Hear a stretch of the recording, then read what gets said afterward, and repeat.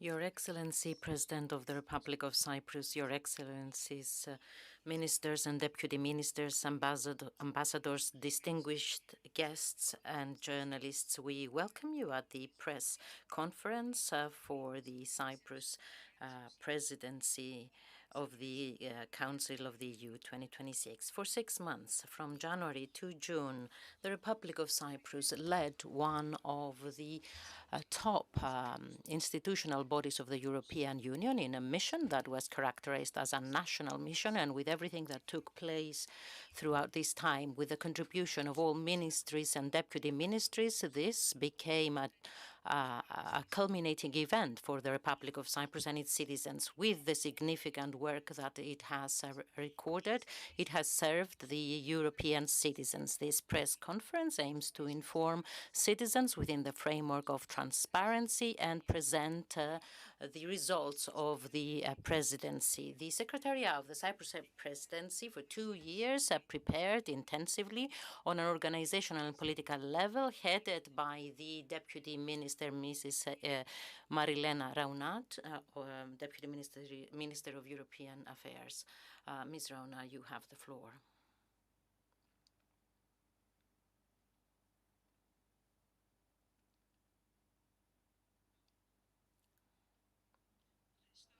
Thank you, dear Stella. Your Excellency, President of the Republic of Cyprus, members of the Council of Ministers, dear colleagues, dear representatives of the media, ladies and gentlemen, I welcome you and I thank you warmly for your presence here. Today's press conference on the results of the Cyprus presidency is the culminating event of a demanding course that was completed successfully through hard work, dedication, national coordination, and collective efforts. The closure of this exceptionally important chapter in the European course of our country marks at the same time the opening of a new chapter of taking advantage of the expertise, of the know-how in the civil service and the legacy that the presidency leaves behind, which, of course, we will take advantage for the benefit of Cyprus and all Cypriots. Please allow me to focus on the operational dimension. For the Cyprus presidency, it was equally important, both the journey and the destination, because the success of a presidency is judged much earlier than its first day. It was exactly this long and demanding preparation that allowed us, throughout our 6-month mandate, to achieve tangible results for the European Union, for the European citizens and the Cypriot citizens that shall be presented by the President of the Republic. For Cyprus, this journey started 2.5 years ago with the establishment of the Secretariat of the Cyprus Presidency in January 2024 with a clear mission, a presidency that shall deliver tangible results and that shall promote all those things that Cyprus can offer to the European structure. We knew that the Cyprus presidency wasn't for us just an institutional duty. The President of the Republic, from the very first moment of undertaking his duties, he placed the Cyprus presidency as a national priority, as a national mission, fully aware of the challenges and deeply confident that this is a unique opportunity for Cyprus, not just for the presidency semester, but also for later on, an opportunity to lead crucial negotiations, to become the voice of the 27 member states in a demanding geopolitical condition. And this is what we did. The Secretariat of the Presidents operated as the coordinating mechanism of the state mechanism with all the ministries, deputy ministries, with dedication, mutual trust, and a common objective to successfully implement the presidency.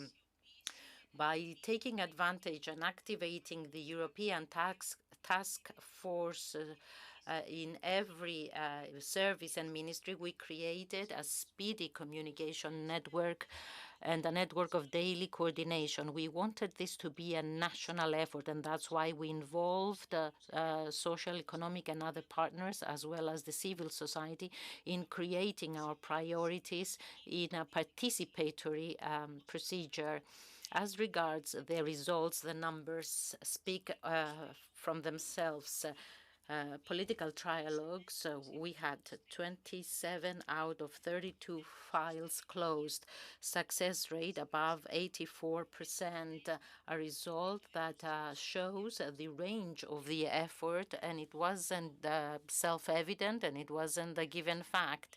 We had 41 general approaches and conclusions, 10 proposals of simplification, and we received mandates for negotiation for another 4. We managed truly very difficult files, technical files, politically sensitive files, files that were at a dead end for years, in some cases for more than a decade. And the Cyprus Presidency formulated responsibly the solutions that led to an agreement. All these things while at the same time having to daily manage more than 345 files out of 1,500 meetings at 195 working groups of the Council. Behind these numbers is, however, the substance of the presidency. Results that serve Cypriot and European citizens. The Cyprus presidency wasn't just trilogues and councils. We hosted in Cyprus more than 230 events throughout the free areas of Cyprus, with 25,000 participants that we distributed in all the districts of our free areas, leaving a substantial imprint in our local communities. Among these, the first meeting that was hosted by Cyprus on the level of leaders, the informal European Council meetings in April, 19 informal Council meetings, the conference of the presidents of the European Parliament, the emblematic last conference on islands and coastal areas, where the Commission presented the first strategies on islands and coastal areas. And of course, within the framework of the presidency, we organized visits to the Green Line, where heads of European institutions and foreign officers faced closely the consequences of the Turkish occupation on European area. There was a whole mechanism in order to carry out without any problem the presidency. At the same time, in Brussels, at our permanent representation, our team worked on a daily basis at the heart of the European institutions. In Cyprus and in Brussels, therefore, one presidency, one voice. A large part of the promotion of Cyprus on a European and international level was attained through art and our unique culture. Through cultural activities and events, we promoted the cultural identity of our country. In cooperation with the Deputy Ministry of Culture, we implemented a cultural program with more than 500 artists and cultural professionals, with events in 31 countries and with a parallel program through our network of diplomatic missions, because just like our presidency, culture builds bridges. At the same time, Cyprus spoke to Europe also through the manner that it exercised its presidency. We worked as a true, honest broker, were impartial and transparent in the service of the common European interest. We represented all 27 members equally in all areas, and that's why we gained their trust. This reliability was also imprinted at the moment of great challenges, with effective and rapid responses, adjusting wherever necessary, and with our presidency continuing without interruption. We took advantage of our geographic position as a link between Europe and the wider Middle East, and we set our region at the focus of the European agenda. I refer to the legacy of the Cyprus presidency in the beginning, and it is truly an important and multifaceted legacy. And with this legacy, the Cyprus presidency is closing the circle. But our work in Europe continues. We come out of the presidency stronger, with a more powerful voice, with trust relationships with all member states and institutions. We remain active at the front line of European developments. Before closing, I would like to thank warmly, because behind every number, every file, every meeting of this semester, you can find the people who made all these things a reality. The team of the Secretariat of the Cyprus Presidency that worked tirelessly from the very first day of preparation to today.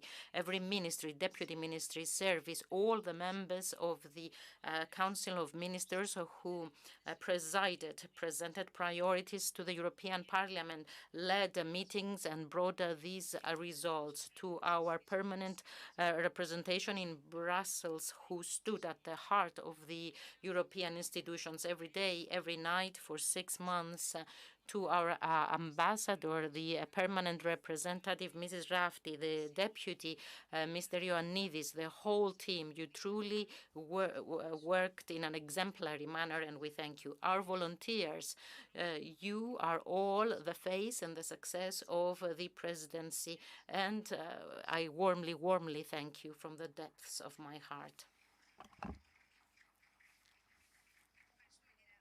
Thank you, Mrs. Rauna.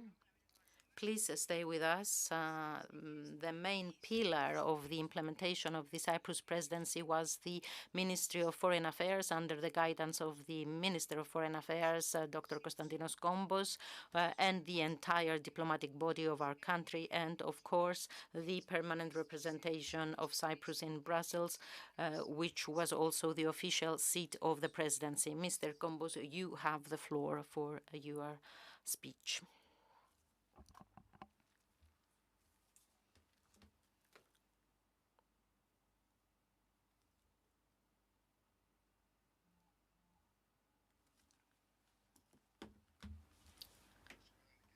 Your Excellency, President of the Republic, dear colleagues, ladies and gentlemen, a very brief introduction under the light of the diplomatic political dimension.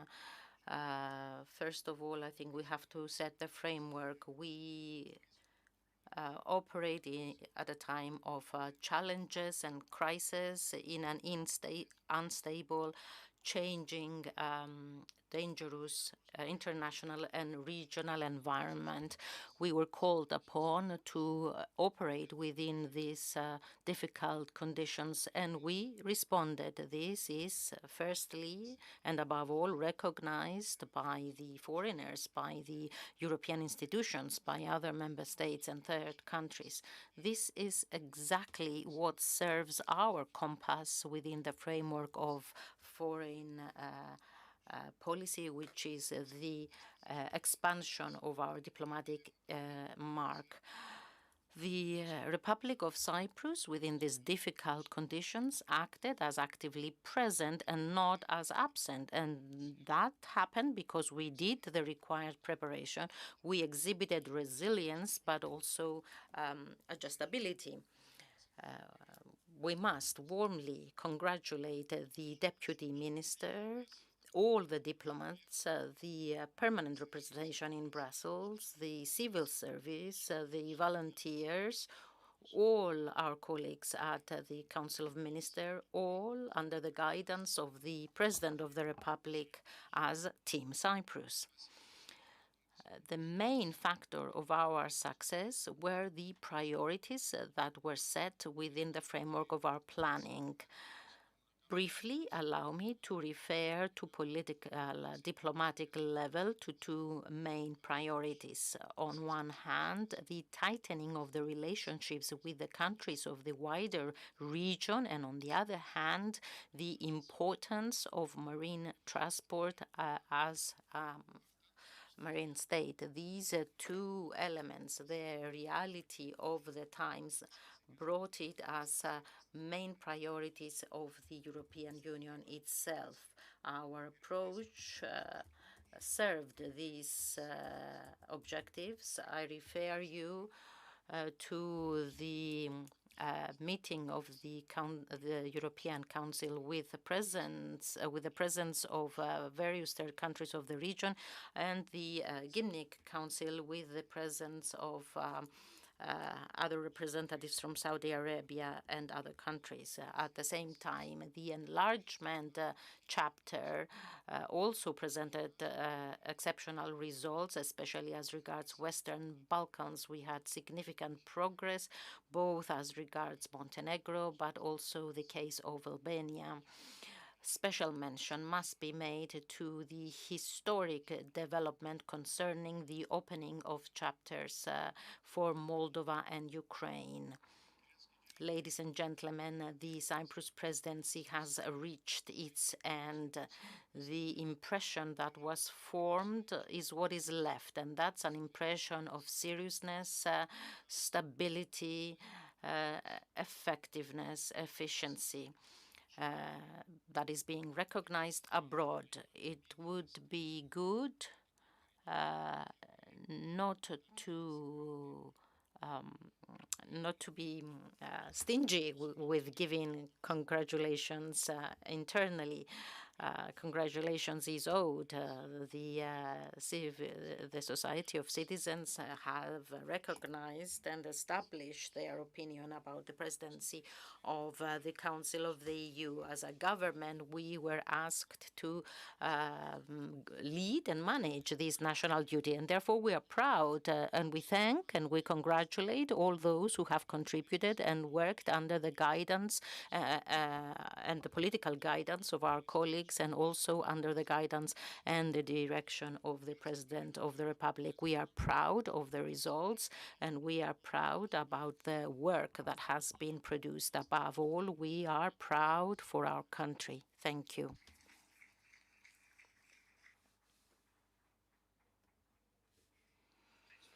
Thank you, Mr. Gombos. The strategic planning and the implementation of the Cyprus presidency were constructed under the guidance of the president for a presidency that would have substantial results focused on strengthening the autonomy of the European Union in all areas, and a European Union that will contribute further to strengthening the role and the image of the Republic of Cyprus within the European and international levels. Mr. President, you have the floor for your addressing speech.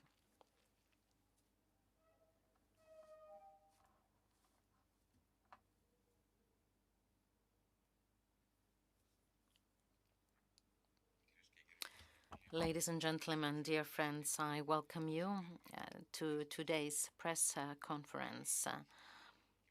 The Cyprus presidency of the Council of the European Union has been completed, and it was absolutely successful, and of course we are proud for that.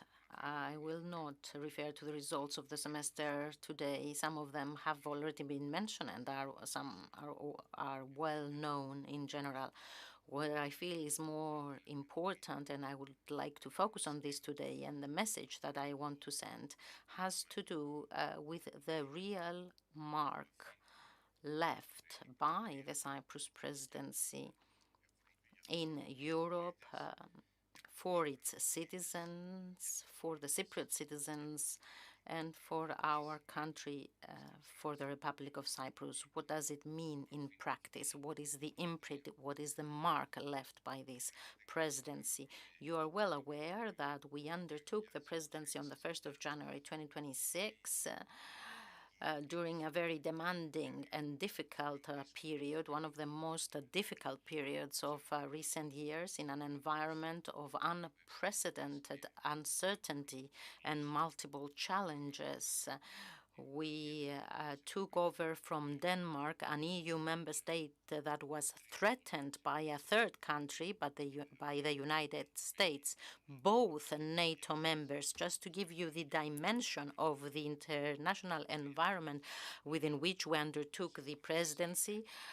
Wars, conflicts in the wider neighborhood of Europe, the new geo-economic and geopolitical data, the pressure exerted on the international trade system. You remember about the tariffs that we heard about almost daily.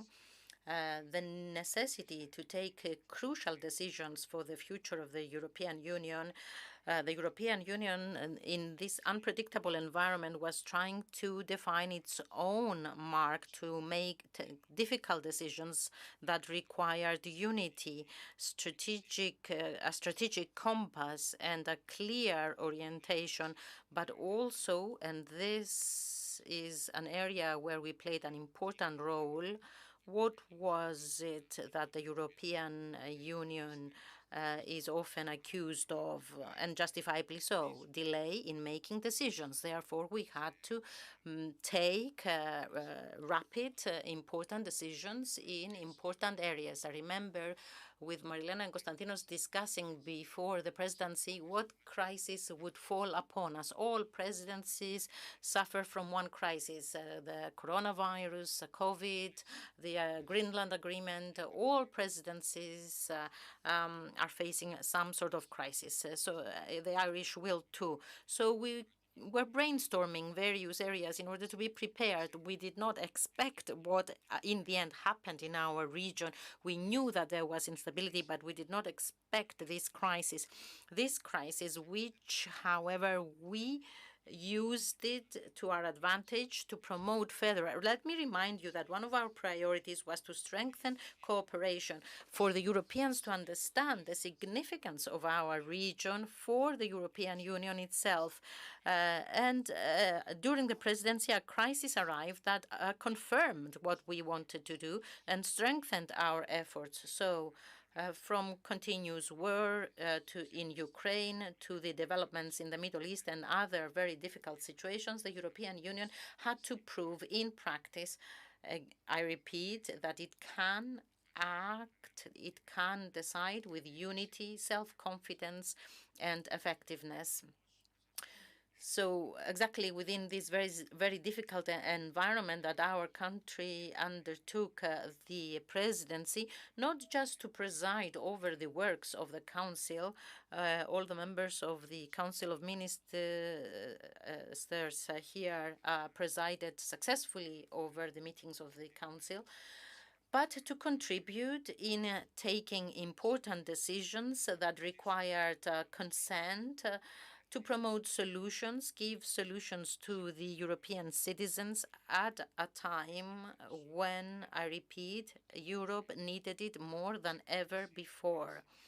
6 months later, I look at you in the eyes and I feel proud for our countries. I feel proud for us and for our results. And I believe that every single citizen of this country is entitled to feel the same, not because we exercised the presidency and our institutional role throughout these 6 months, but because we have proven in practice that our country, yes, it can undertake large-scale European responsibilities and successfully conclude them and substantially contribute to the creation of European developments with all the positive consequences in relation to the Republic of Cyprus, the upgrading of the Republic of Cyprus to on the international level, but also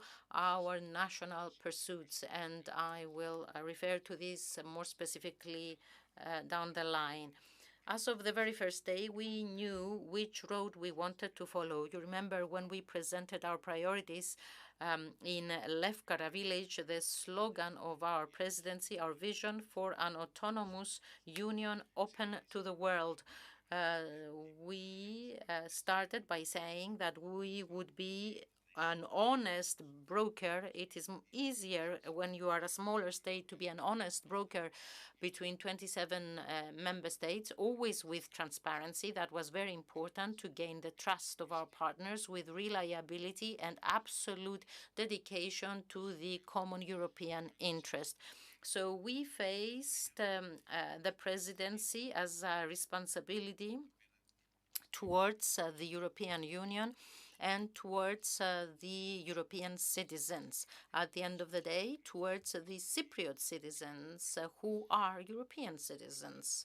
And this is the first thing I would like to underline, the most important conclusion of this semester. We have to understand this in Cyprus as well. We have been a member since 2004, 22 years later. The European policy is not European politics is not something distant. What is decided in Brussels doesn't concern the European institutions, doesn't concern the Commission, the Euro Parliament, and the Council. The decisions that are taken on a European level concern all of us and affect our daily lives, the daily lives of each and every citizen. They have an impact on our security, on our economy, on our business, on our jobs, on our infrastructure, on our education, on our access to medication, on transportation, on opportunities created for the younger generation, and all the policy areas that are discussed horizontally at the Council of Ministers. In other words, European politics, and what is decided in Brussels is at the same time interior politics, not foreign politics. Foreign politics have to do with the enlargement, with the strengthening of our relationships with third countries. What is decided in Brussels concern internal policies and affect us decisively. And this was the fundamental understanding that we had on the very first day of undertaking the presidency. Very often I say that foreign policy is intrinsically connected to interior policy. So a country that has multiple problems domestically, it will not have a strong foreign policy. The same is true on the other way around, and we saw this in practice with the water issue, when we needed immediately water and we had a response from the United Arab Emirates. We saw it with the forest fires and they responded immediately. So foreign and domestic policy are intrinsically connected, and what is decided in Brussels mainly concerns interior domestic policies and politics. So on this basis, as a country, we understand that we are among those EU member states that support the further European integration, which concerns mostly internal policy. At the same time, as the southeastern border of the European Union and the last EU member state under occupation, we know firsthand that security, stability, respect to international law, and everything that is supported by the European Union, represented by the European Union, are not vague words. These are the requirements for the welfare and the future of our people. That is why many times I repeat that the stronger safety and for a possible solution to the Cyprus problem is the presence of the Republic of Cyprus within the European Union. Through the same reasoning, just to talk about the fact that we are an island state in the southern Mediterranean, we know that connectivity, as mentioned by the Minister of Foreign Affairs earlier, stability in our area are not just national priorities, but also European priorities. And this reality created the objectives and the way in which we exercised the Cyprus presidency. Our first objective was to contribute to a European Union that is safer, more resilient, and better prepared to protect its citizens. And when I say citizens,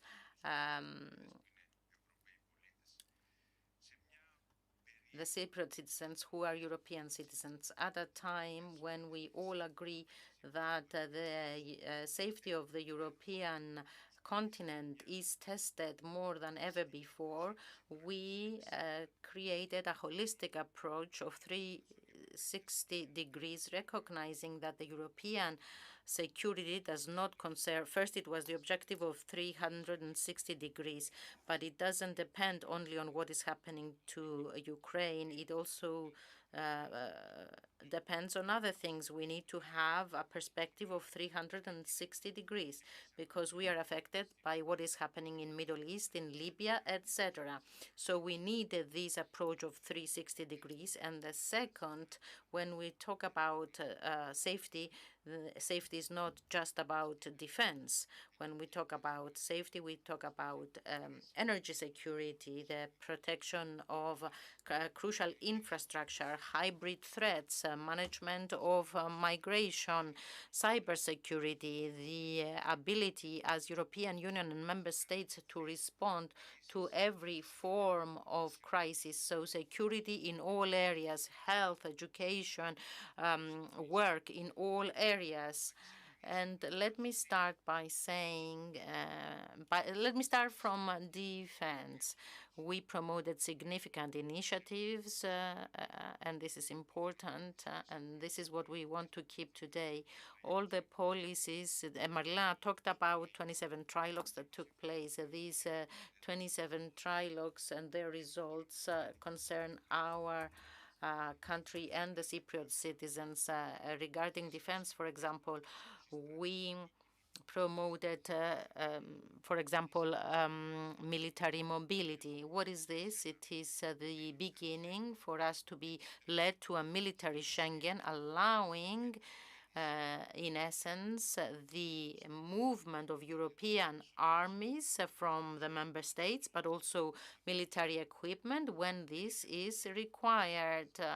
At the same time, we laid the foundation due to the crisis to give content to the Article 42.7, to that clause, strengthening this sense of collective security in the European Union. And for the Republic of Cyprus, our country that still experiences the consequences of occupation, we all understand very, very well that the strengthening of European defense and security is not a theoretical discussion. It is a matter of national security for our citizens. And this is shown in other results as well. Throughout our presidency, we approved 17 out of 18 plans of member states in relation to SAFE, and our country has an amount of 1.2 billion euros, with the first 117 million, the Minister of Economics is not here, already being dispersed to strengthen the defense of our country. And another dimension, we are also going to use some of this money for the much promised Cyprus defense industry. Important results were also achieved for a more competitive and more resilient Europe, a Europe that depended on Russia. a Europe that depended on the US, that depended on China.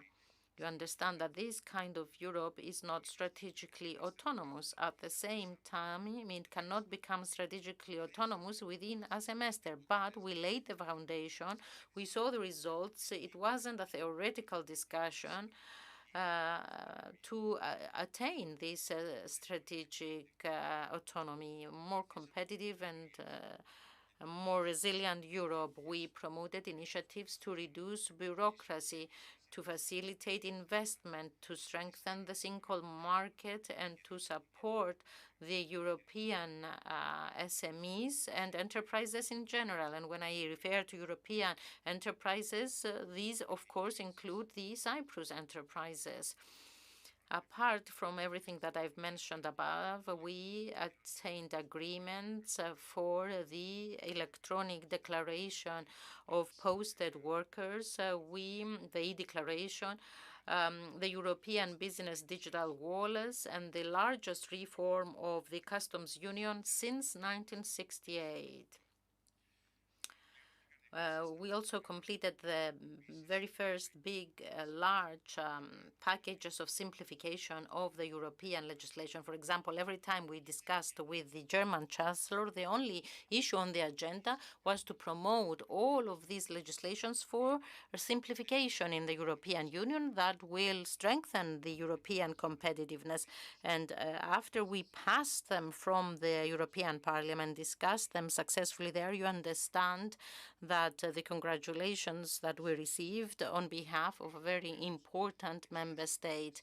In practice, all these things mean that we are expecting to save about 2.5 billion euro annually in administrative cost for European businesses, including the Cypriot businesses, of course. At the same time, recognizing that no European ambition cannot be implemented without the necessary resources, we worked on and delivered a mature multi-annual financial framework. After long and hard efforts, we created this complete framework. So what does that have to do with the Republic of Cyprus and the Cypriot citizens? That's where the money from the cohesion fund come. The previous cohesion fund, 1.3 billion for Cyprus, 7 years in projects in the various communities. Many they present rather all these projects and they forget where the money comes from. When something is positive, it's a national success. When something goes wrong, it's the fault of Europe. But the MFF concerns the common agricultural policy, our farmers, what we give to our farmers, concerns defense, concerns migration, all the issues of domestic policies. So it's not something that it is far away from the Cypriot citizens, dear friends. The competitiveness of the European Union, and I now come to an issue that concerns both the Ministry of Foreign Affairs and the Ministry of Commerce, requires a strong international cooperation and strong trade relations. At this time of increased international uncertainty, we worked for significant agreements of the European Union. Mercosur, for example, after 25 years of discussion, the agreement with India, the agreement with Mexico, the agreement with Switzerland. We solved problems, or rather the pending issues that existed with the United Kingdom because of Brexit and the need. This was one of our goals from the beginning, but the development helped us strengthen this advantage for us. The need to have an outreach due to the exceptional relations that we have with all of our neighbors, we responded successfully. We made it understood in the European Union how important this region is, and an important priority of the European foreign policy is now a priority of the European Union, this outward-looking policy, this openness. The informal meeting of the European leaders was a unique opportunity. The comments that we received from colleagues after its completion in the European Union and in the states of the region, and it underlines why we are a bridge in the region. It proved in practice that we are a bridge. The Republic of Cyprus can bring the states of the region closer to the European Union. The minister referred to the enlargement. For the very first year, how many years have gone by since we had the last intergovernmental conference? I don't remember when we last had an ad hoc committee. I think since Croatia acceded the EU. Yesterday, I received a phone call, and the president said we never thought this day would come. We felt that nobody, and especially a small member state like the Republic of Cyprus, would allow for the clusters to open as regards the accession course of Moldova. Same happened with Ukraine. I refer you to look at the public comments made by the president of Montenegro on the day that the Cyprus presidency was completed. And all these things, even though we are in the public eye, Minister, I'd like you to go and see how they behave about the Cyprus issue, the specific states that I've just mentioned.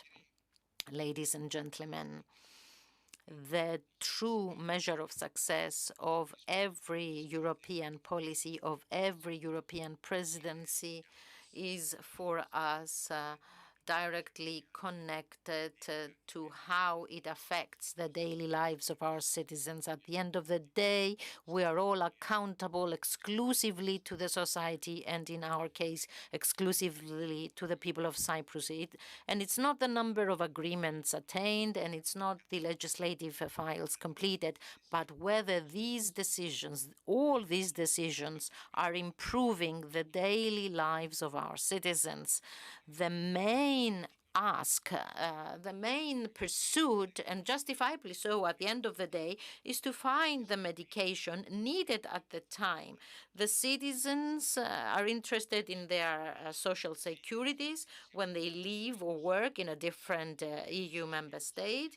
They are interested in protecting their children, the vulnerable members of our society, the ability of a new family to have affordable housing, air passenger rights, and many other issues that touch upon the daily lives of citizens. And this is absolutely justifiable at the end of the day. This is what the citizens want. For us, especially an island country, connectivity, for example, is not a luxury. It is a requirement for the economy, for tourism, for the attraction of investments, for our social cohesion, for all areas. That is why it is particularly important that after 13 years of negotiation, we attained this agreement for the strengthening of the air passenger rights. We were told, I'm not going to say who, that if the Cyprus presidency doesn't achieve this, it will not be achieved by anyone else. Imagine why.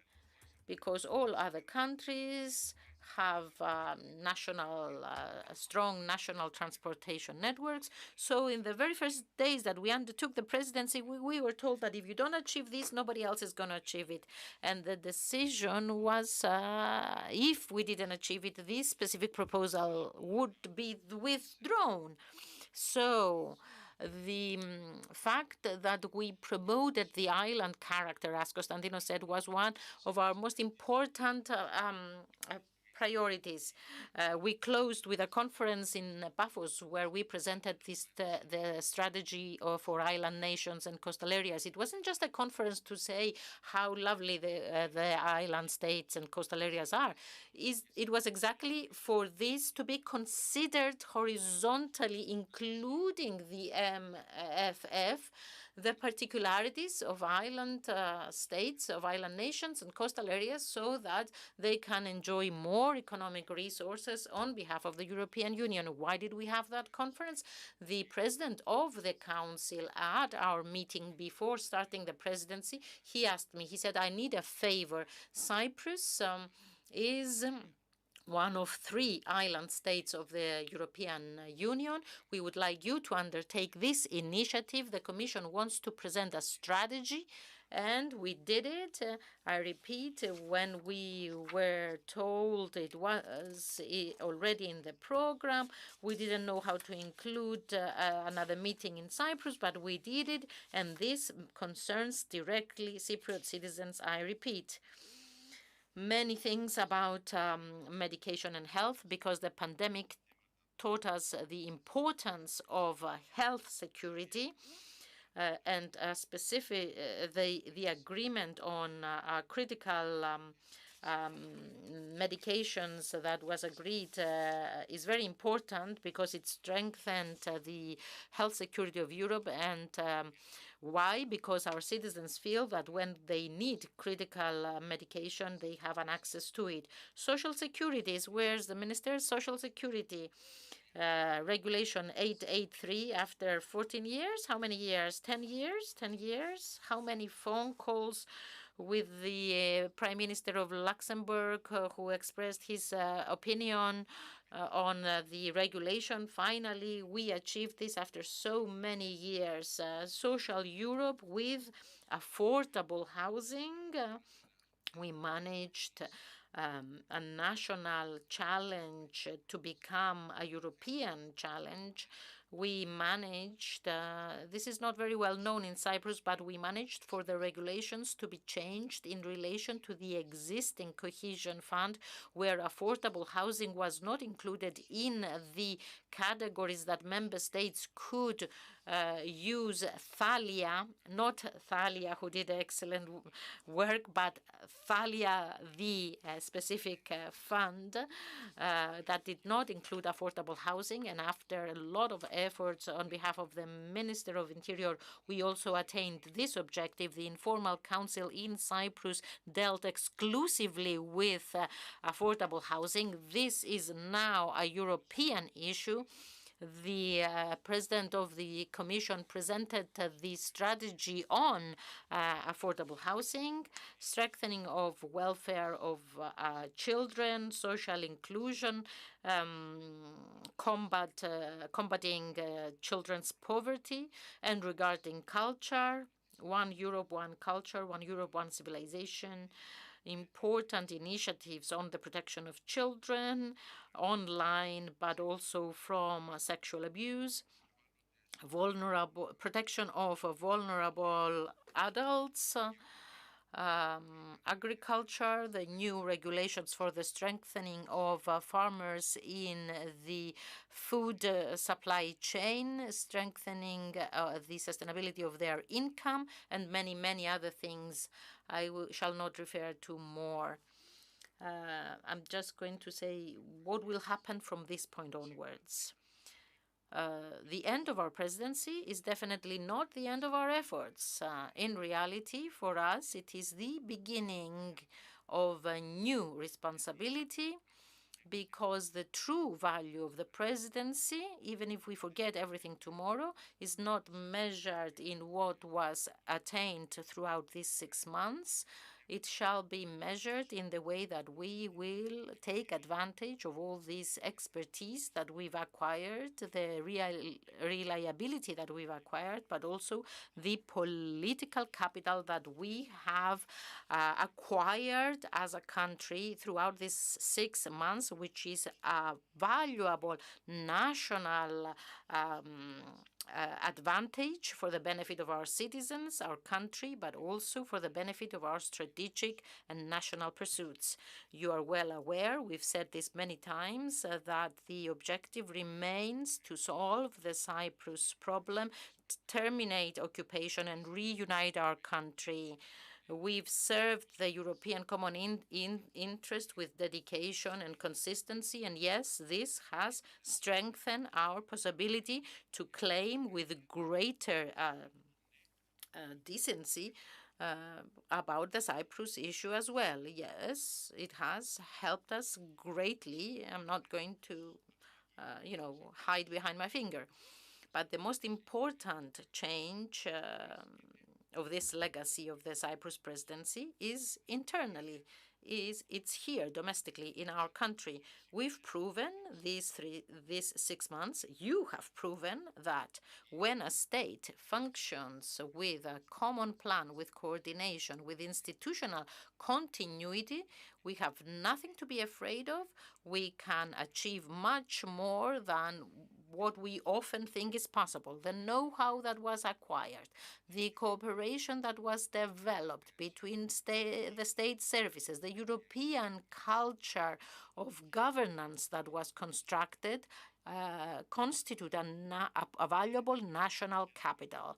So the greatest success, it's not everything that we have achieved, everything that I've announced before, but the fact that we have proven to ourselves, first and foremost, that yes, our country can achieve any goal it sets when it works with a plan, with cooperation, and with self-confidence. I may be accused again. The other day I was at a TV show for Sigma to talk about Mondial.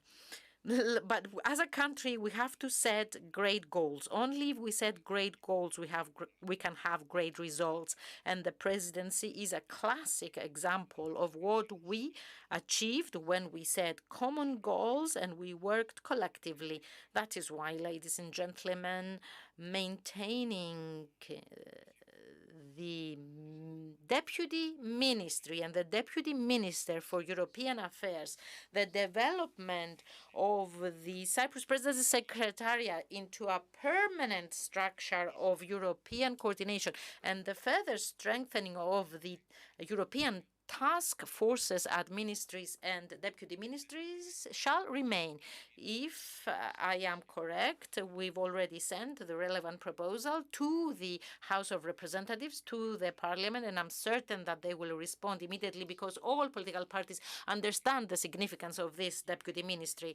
The task groups, Marilena, if I remember correctly, in 2012, after completing that presidency, in most ministries, they were either terminated or downgraded. So we had the presidency, and then we decided to reduce the importance of these ministerial task forces for Europe. And these are issues, I repeat, of domestic policy, not foreign policy. So everything that I've mentioned before are not just organizational changes. This is a strategic choice of our government so that, among other things, experience, know-how, culture, cooperation, all of these things that we have acquired to become a permanent comparative advantage for our country. Before completing, I've said a lot. I want to stop at something that I feel is equally important with the results of the Cyprus presidency. From the very first day that we undertook the presidency and also throughout our preparation, we've said that this presidency shouldn't be just a governmental or institutional effort. We said that this presidency should be a national effort that shall express the entire country, and that's exactly what it was. everybody participated in this effort. We had people of all ages from every corner of Cyprus. I remember when we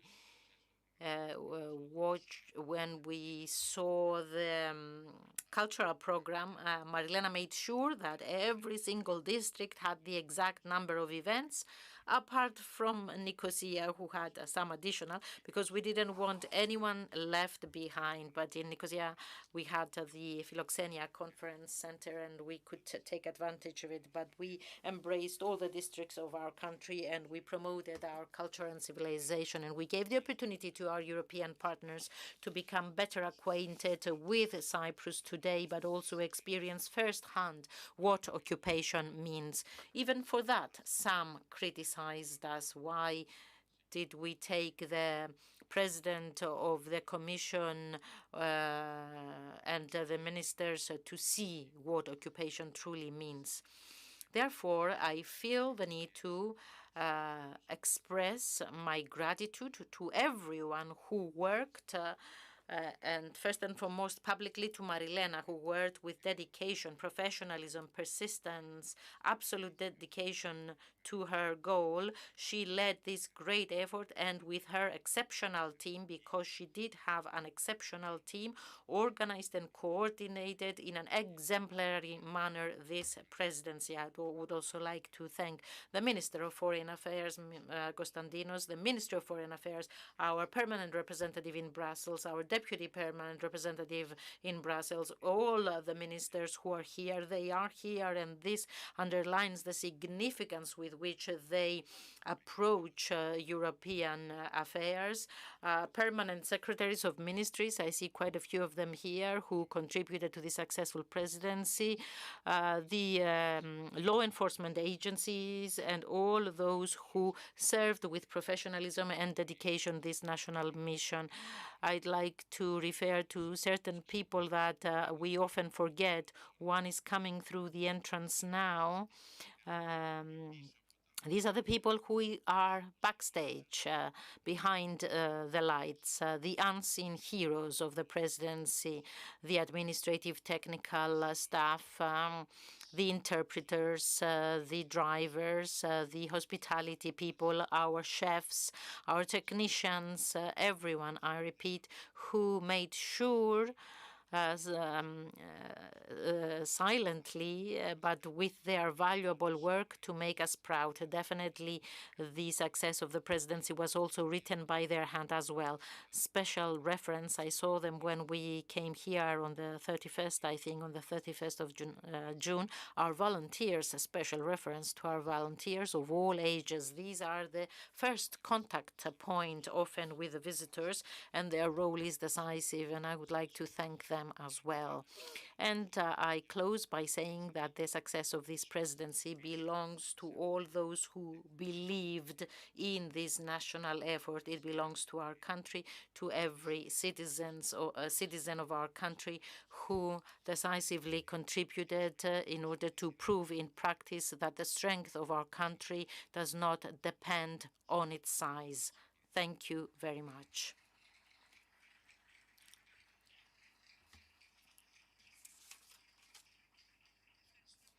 Thank you, Mr. President.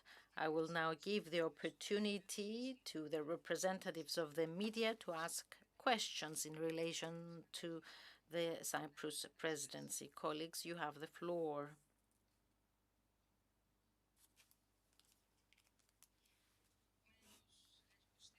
Menelaos Hagikostis from Associated Press. As the president said, the presidency has established even further the Cyprus as a bridge between the EU and the Middle East.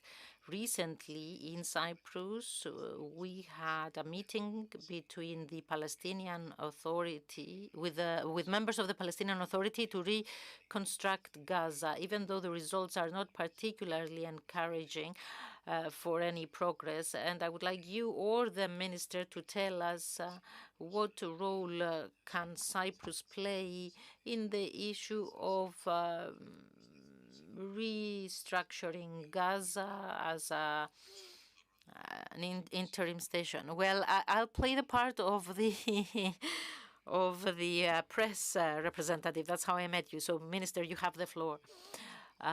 We've seen that there's an effort of mobility regarding the plan for Gaza, the plan that has been adopted by the Security Council through the 2803 resolution. The Republic of Cyprus is participating in this effort because it arises through the United Nations organization. I remind you that we had submitted a bundle of proposals initially. Since then, various political events have taken place, issues that concern security on site.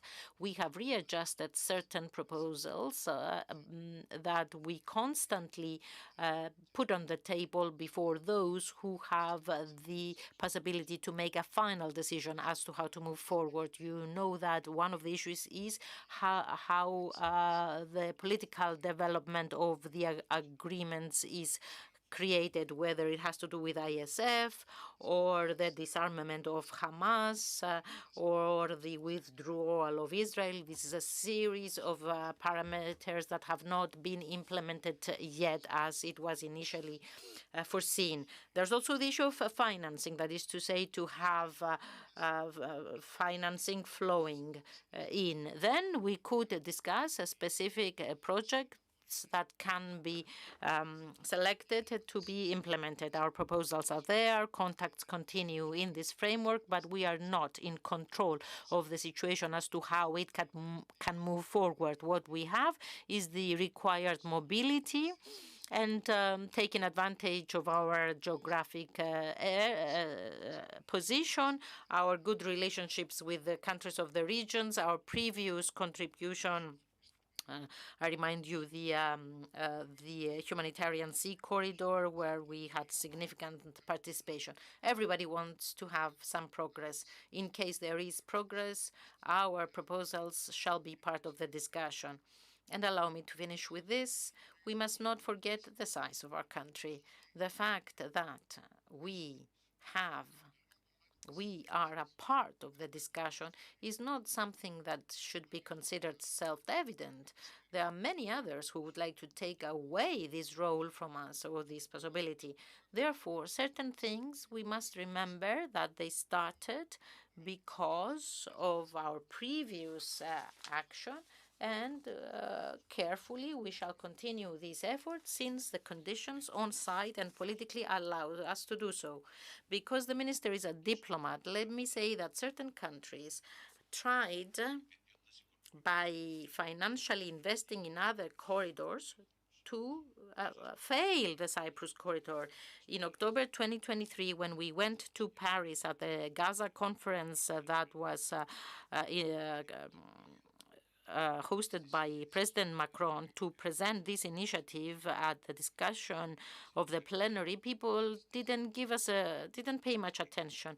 And later, afterwards, specific people came and asked for details. Nobody thought that this corridor could be implemented. The very first who helped us was the British and then the Americans, not the Europeans.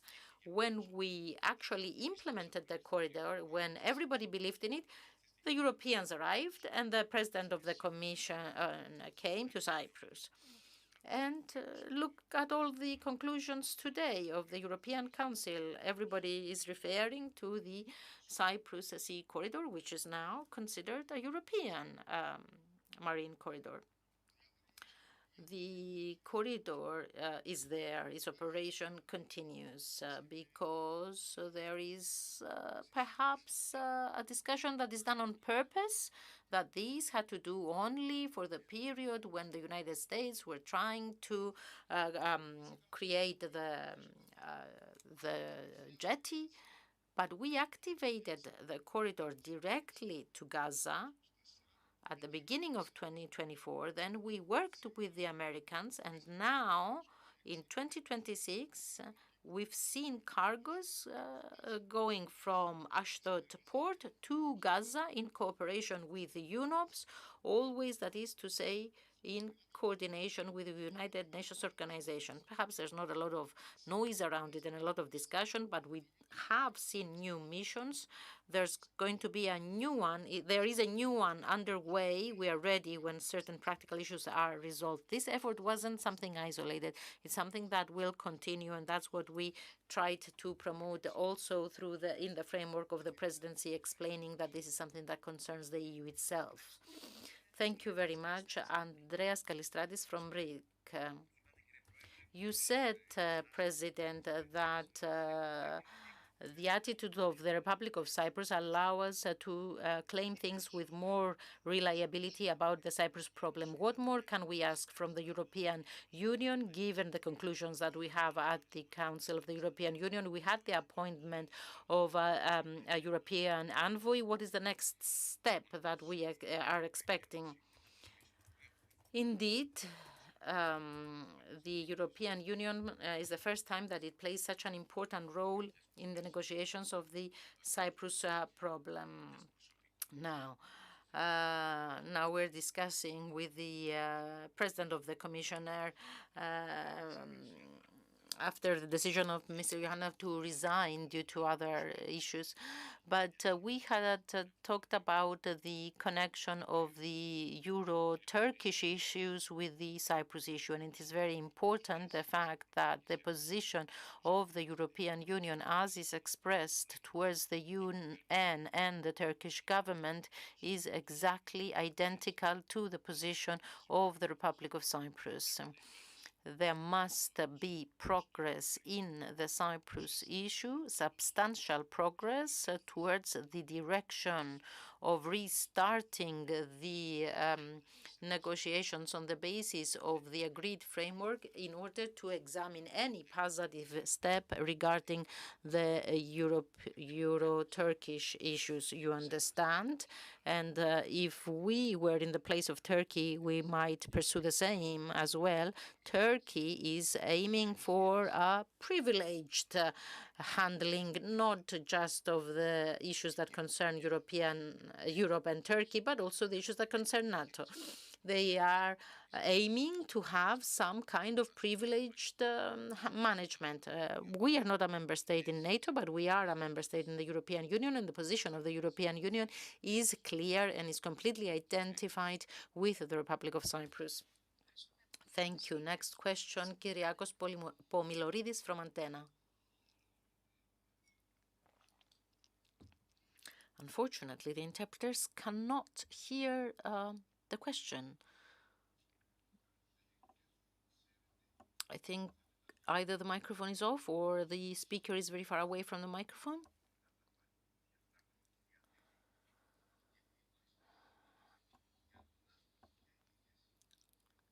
So what is the position of the Republic of Cyprus regarding NATO? Are you applying to NATO or not? Definitely. Definitely, the Cyprus problem will be discussed at the dinner of the three. Mr. Erdogan, the President of the Commission and the Council. The position of the European Union is identical to the position of the Republic of Cyprus. I'm in contact with the President of the Commission, and we are going to meet on the 13th of July in Paris. I will be in France following an invitation of the French President to attend the celebrations for the 14th of July. And we're going to have also a Cyprus team that will be included in the parade. And the President of the Commission will be there, and we have agreed to meet there. So in Paris, we will also be informed about everything that will take place at the dinner. If there is a positive response by Mr. Erdogan, we are ready to also respond on behalf of the European Union. Regarding NATO, I've repeated it many times. It is our goal, it is our pursuit. However, when we officially express our interest for the particular development, we want to have a positive response.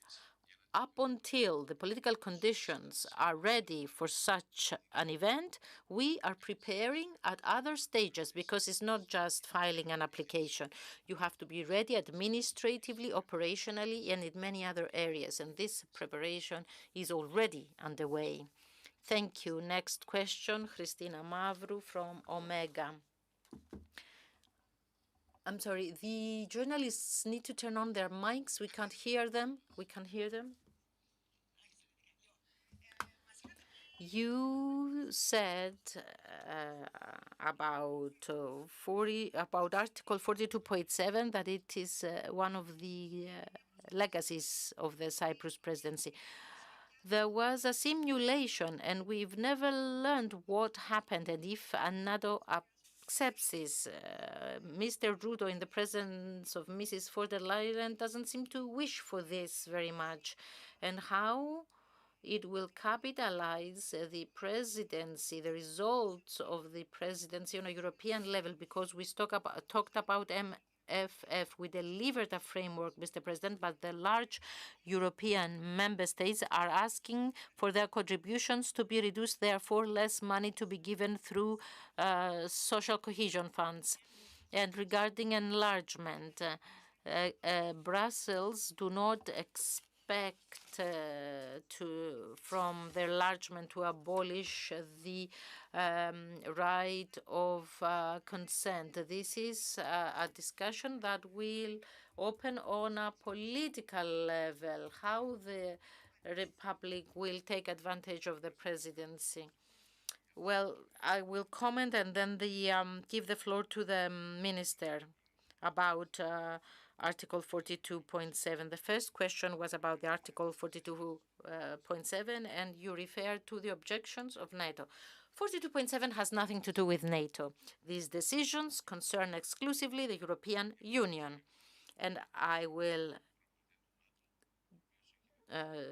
say that the Secretary General of NATO said that the European Union cannot act autonomously in the area of defense and security. I disagree with him. I've said this before, and it has been proven in practice in many cases. For example, right now, in the case of Ukraine. That's one thing. The issue of consensus in decision-making regarding foreign policy is not something that is currently on the agenda of the discussion of the European Union. There are other issues that are considered priorities. We do not exclude it. We do not exclude it. I will say this publicly. My associates are not going to like what I am saying, that we are not excluding the discussion, so long as everybody decides firstly what the European interest is. If we all agree what the European interest is, then we can discuss this aspect as well. Third question was enlargement and whether. No, it was consensus. Was there another question? MFF, yes. Northern countries that indeed are asking to reduce not the existing budget, they are asking reduction in the proposal of the Commission, which has greatly increased the total budget of the European Union. They are not asking a reduction for the existing amount for the budget of 2021-2027. The Commission made a proposal for 2028-2034, including an increase in the budget, and that is the subject. The Sweden, Germany, and other northern countries have expressed a well-known position. But the discussion, we will see how it will develop, and that's the greatest challenge of the Irish presidency. How are we going to increase our own resources? Because at the same time, we have to increase income. The great challenge for the Irish presidency is to propose suggestions for the increase of own resources. Now, for the 42.7, this was something that was discussed in April. The provision is in the treaties. The legal service of the Council determines the clause as legally binding for the member states and with a very specific way that concerns, or rather excludes, the symbolic contribution. There is a precedent of activation 10 years ago. It is pending by the Commission. What we asked for it to do, to create a playbook, practical steps as to when it is activated, who should do what are the requirements and the procedures, all these things. The fact that for a decade it was inactive clearly indicates that there were certain political reasons behind it. We put it on the table. It was accepted as a part of the agenda. The simulation to which you are referring did take place, and it has also been planned at a second stage. The results of the simulations are not well known, but that is absolutely reasonable because these are scenarios that concern member states. Therefore, these are not issues that should be discussed publicly.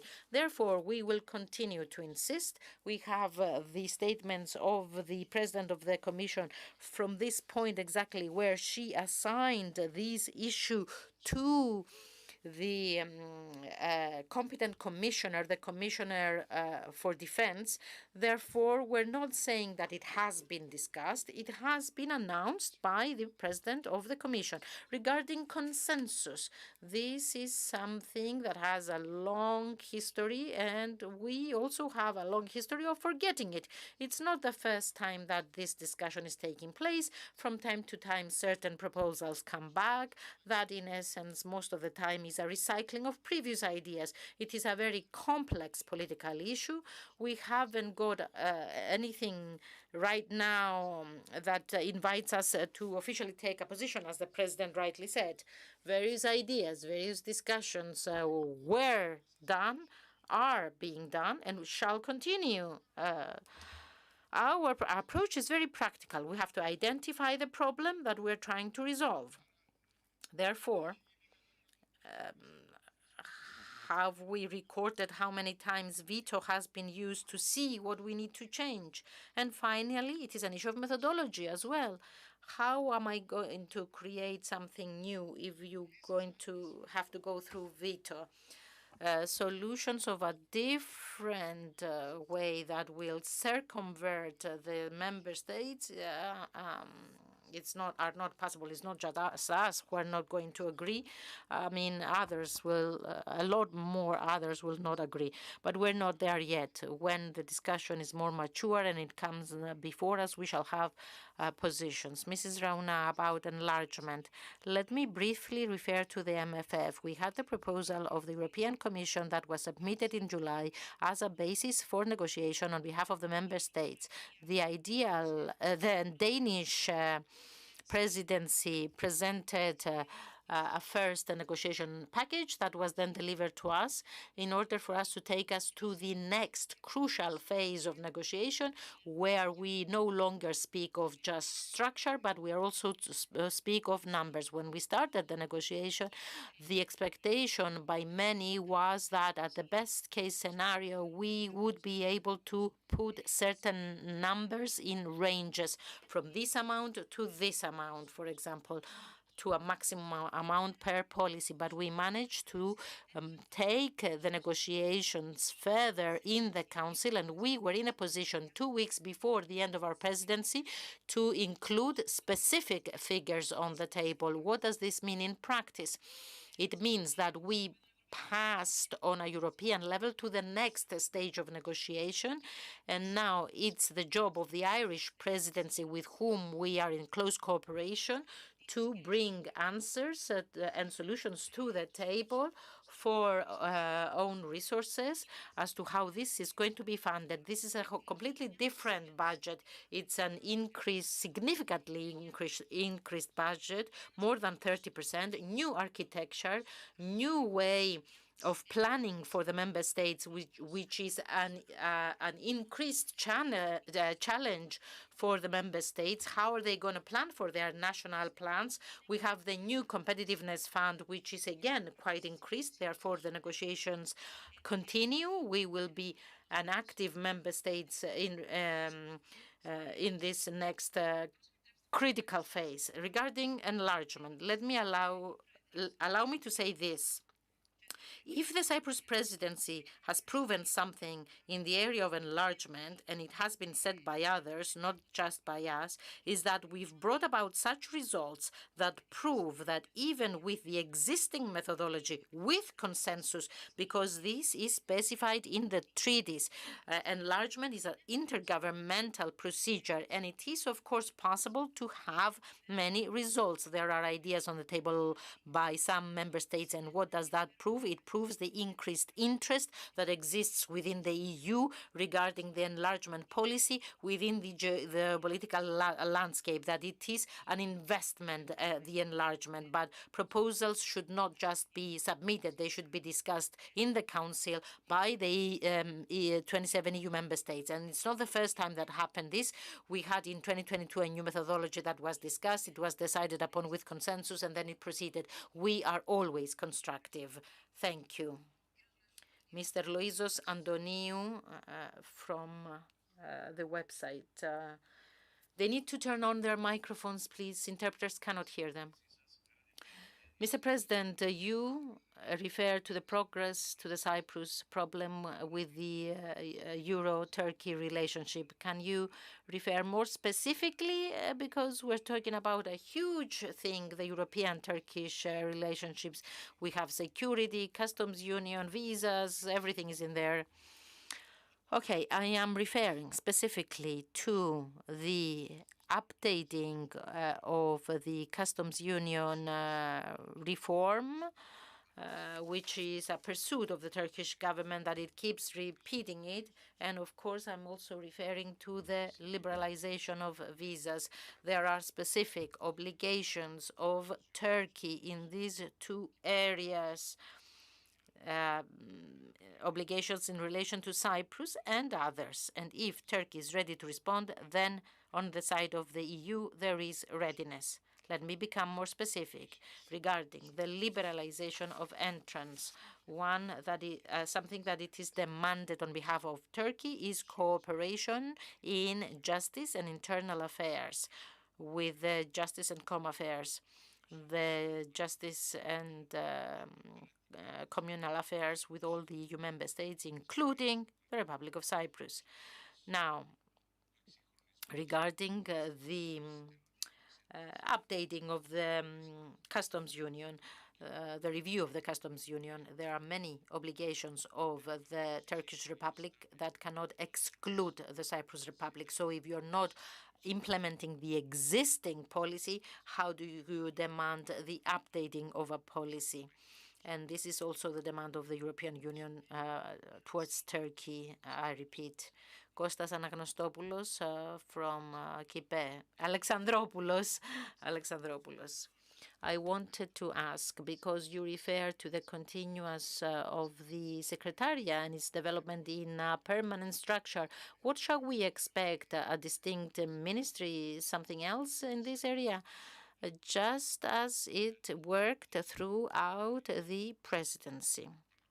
I repeat, the issues touch upon all the issues of domestic policy, and it has to operate normally with increased competences as a deputy ministry of the Republic of Cyprus, deputy ministry of the Republic of Cyprus. One final question. Menelae, because you were okay, Michalis Terzis from Sigma.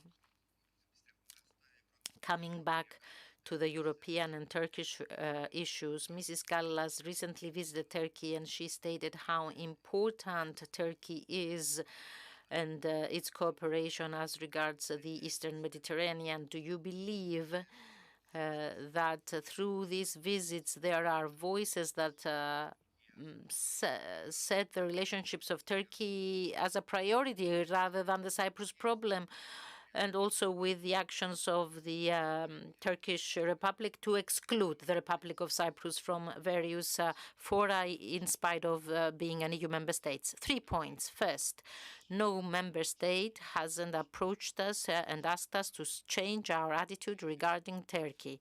And the European institutions have not done so either. No one, I repeat. Mrs. Kallas and the commissioners were in Turkey. You can see the statements, the communication that was issued, how she starts specifically in relation to the Cyprus problem.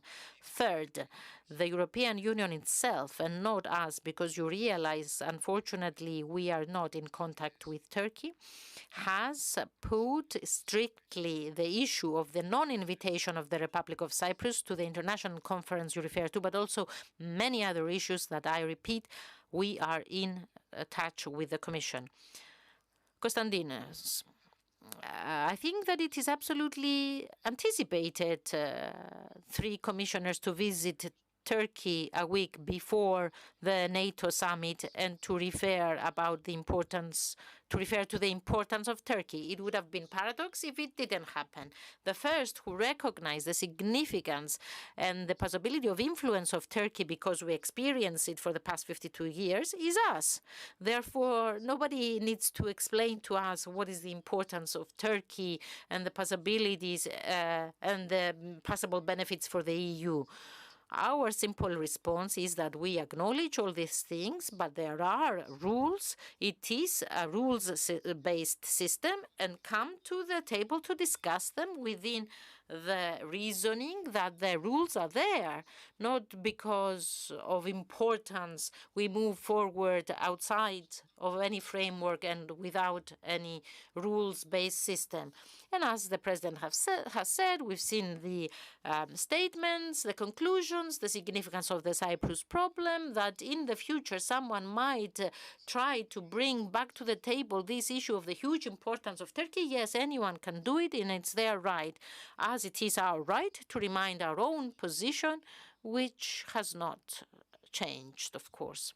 Thank you, Mr. Kombos. Mr. Proedre, because Menelaos was a very regular at the press conferences throughout the presidency, maybe final question. No, just a statement, because you refer to the strategic autonomy of the EU. Ms. Kallas has repeatedly said that it would be a mistake to have an independent European army. Do you share this opinion? Doesn't it restrict the autonomy of the European Union? At least I disagree. I disagree with Mrs. Kallas on this topic and many other topics that she has expressed publicly. And I've said it. Mrs. Kallas, when the crisis happened here, she said that this is a crisis that doesn't concern the EU. And the President of the European Commission and the President of the European Council immediately said that that was not true. Let me remind you the visits in the region immediately after the crisis. Besides, we've seen in action what happened in Cyprus, that what Mrs. Kallas is saying is not true. We've seen it in practice with the presence of forces from 5 countries, what it means to have European solidarity in practice and not in words. Thank you. Thank you very much, Mr. President. Mr. Gombos, Mrs. Rauna, thank you very much, ladies and gentlemen, for your presence here. Thank you to the media for covering this press conference. We're going to have a very short reception at Andamoma, next to the press center, next to Jean Monnet room, and we hope to see you all there. Thank you.